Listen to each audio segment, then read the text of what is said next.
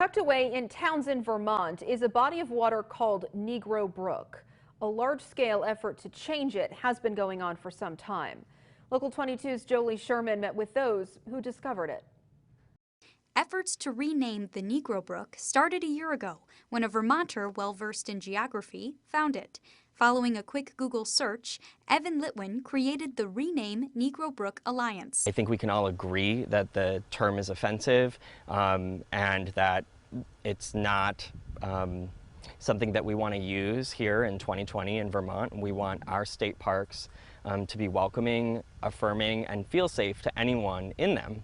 LITWIN then joined forces with his co-worker HAZZARD, who also felt strongly about the effort. You know, me as a black person, if I walked into the Townshend State Park and saw something called Negro Brook, that's, automatically a place where I don't really feel welcome, and I probably am going to leave. Vermont historian Elise Guyette told me they want to name the brook after Townshend's longest living family, who were black members of society. I thought that I could contribute to the conversation by looking in my database and seeing if I could find African-American families who had lived there. And I discovered James Hussey and his wife, Susanna Toby. And she had lived in Townshend for at least 40 years. And that's the longest lived family that I found. The Vermont State Board of Libraries is in charge of geographic naming. It will hold a public hearing this year to discuss the name change. We're certainly going to honor the process. We'll honor the proponents. We will examine the name carefully. We'll see what kind of history we can get, how people feel about it today. Chairman Bruce Post explains it's a step in the right direction, and Vermont has to accept some responsibility.